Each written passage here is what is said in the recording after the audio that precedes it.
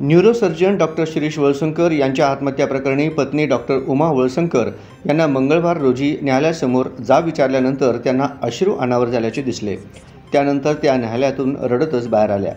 Doctor Valsankar यांच्या आत्महत्येप्रकरणी doctor Uma, doctor Ashwin Valsankar, doctor Sonali Valsankar आणि हॉस्पिटलमधील कर्मचारी यांना बोलावण्यात आले। सकाळी जिल्हा व सत्र न्यायाधीश विक्रमसिंह भंडारी यांच्यासमोर जबाबाला सुरुवात झाली। प्रथम डॉक्टर अश्विन यांचा जबाब झाला।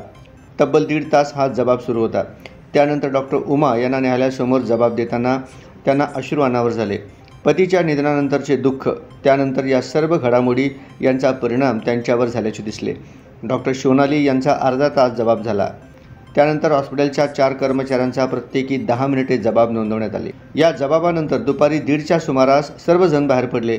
न्यायालयासमोर दिलेल्या जबाबात वळसंकर कुटुंबीय आणि हॉस्पिटलचे कर्मचारी यांचा रोग कुणाकडे होता हे आता दोषारोपपत्र दाखल झाल्यानंतर स्पष्ट होणार।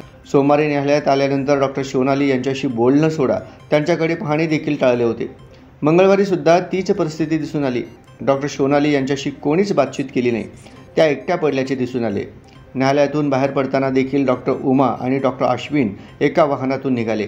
डॉक्टर सोनाली या एकट्या निघून गेल्या।